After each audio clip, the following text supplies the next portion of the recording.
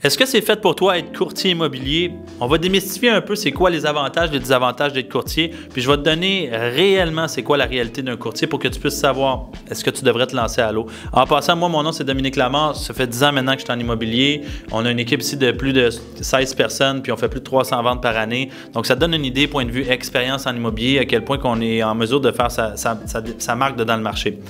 Être courtier immobilier, comme qu'on apprend à l'école, c'est pas la réalité que d'être sur le terrain. Donc à l'école, ils vont te mentionner qu'il faut que tu te fasses un plan d'affaires, que tous tes amis vont t'appeler quand tu sors de l'école, puis que tu vas pouvoir faire des transactions comme ça. La réalité est que l'immobilier, c'est un sport de contact. C'est un sport où il faut que tu fasses des appels à tous les jours et il faut que tu sois en lien avec des nouvelles personnes à tous les jours. Donc si tu as peur en immobilier de la réjection, si tu as peur d'être proactif puis de prendre les devants, c'est définitivement pas la bonne chose pour toi. Par contre, c'est quelque chose qui s'apprend. L'immobilier, même chose, quand on dit que tes amis vont t'appeler, que ta famille va t'appeler, tu vois, c'est facile l'immobilier, les courtiers font de l'argent comme de l'eau, c'est pas la réalité des choses, parce que la vérité, c'est que la majorité des gens proches de toi veulent pas faire affaire avec toi quand vient le temps d'acheter ou de vendre une propriété, pour la simple et unique raison qu'ils veulent pas brimer la relation qu'ils ont avec toi.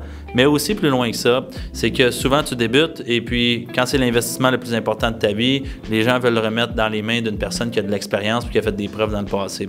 Donc, pour être en mesure de devenir la référence auprès de tes amis, tes proches, ta famille, il faut que tu sois continuellement là en train de leur répéter puis de leur rappeler que tu es la bonne personne pour eux. Mais il faut aussi que tu sois capable de leur démontrer tes compétences puis de pas de les prendre pour acquis. Donc, il faut que tu sois en mesure de leur démontrer, malgré le fait qu'on a une relation d'amitié ou de famille, que je te prends pas pour acquis puis je vais te délivrer la marchandise comme prévu. Un autre élément qui peut décider si jamais tu es fait pour l'immobilier ou non, c'est qu'on dit tout le temps quand on rentre dans l'immobilier, tu vas être ton propre boss, tu n'as pas d'agenda, tu fais ce que tu veux, yeah! Mais en même temps, c'est ton pire ennemi. Parce que le fait que tu n'aies pas de patron fait en sorte que quand ça ne te tente pas de rentrer, tu ne rentres pas. Le fait que tu n'aies pas de patron fait en sorte que tu n'as pas de compte à rendre à personne, qui fait que tu as beaucoup de laisser-aller. Donc, c'est important quand tu es courtier immobilier d'avoir le mindset de « je m'en viens travailler, je m'en viens faire mon chiffre » et si moi, je travaillais pour moi-même, est-ce que je me conserverais dans l'entreprise ou je me mettrais à la porte?